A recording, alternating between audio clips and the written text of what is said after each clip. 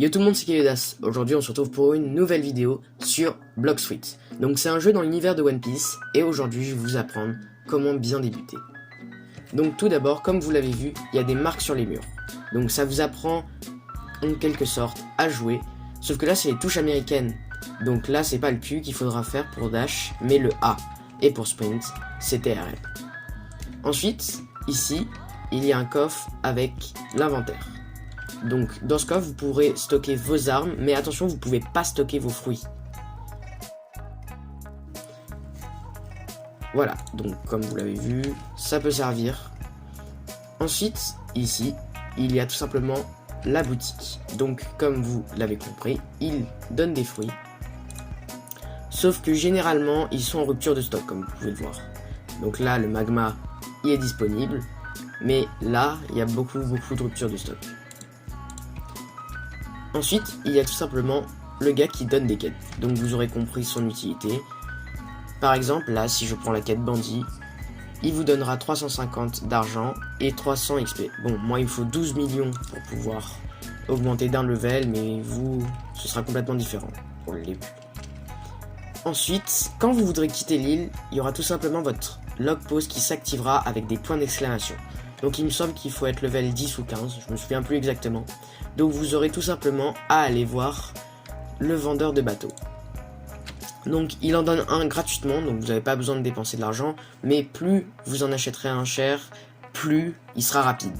Donc moi je vais prendre le gratuit parce que j'ai pas envie de payer, hein, vous connaissez. Donc sur ce, on se voit pour la prochaine île.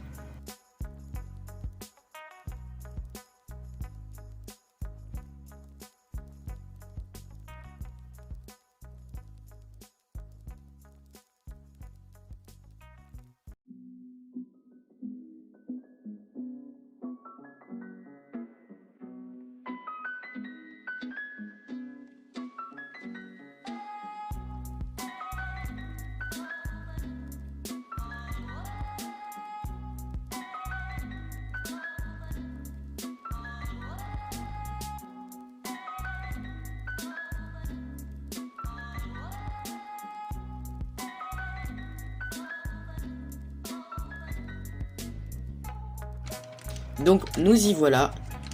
Donc par exemple ici, quand vous allez arriver, le mieux c'est directement de mettre son point de spawn.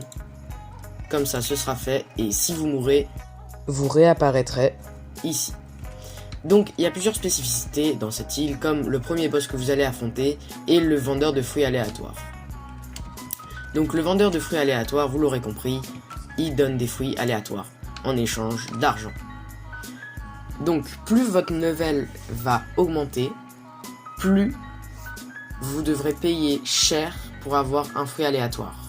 Mais ça peut être un fruit bien comme nul.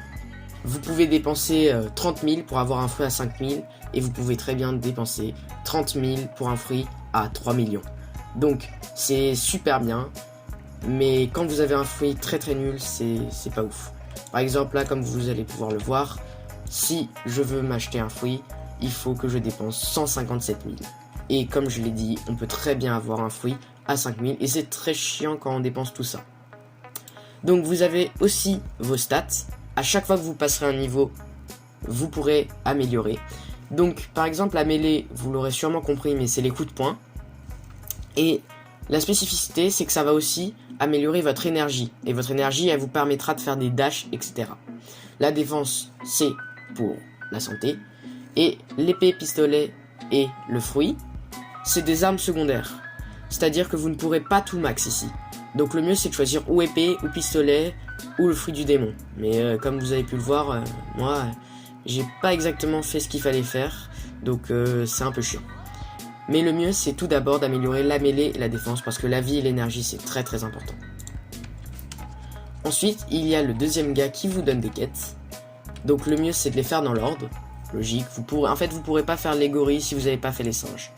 Donc là il faut être level 10 pour faire les singes. Ensuite pour faire les gorilles il faudra être level 15.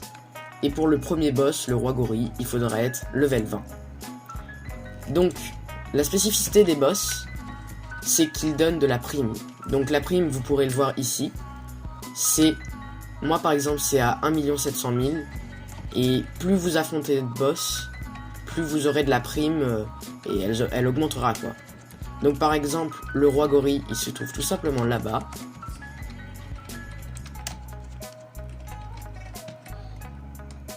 Donc moi je le one shot, donc le combat ne va pas durer très longtemps. Donc là comme vous pouvez le voir, 625 de bounty, donc l'équivalent de la prime. Ça veut dire que là je viens de gagner du coup 625 de prime. Donc sur ce, j'espère que la vidéo elle vous aura plu. J'espère qu'elle vous aura un petit peu aidé. Donc sur ce, à plus.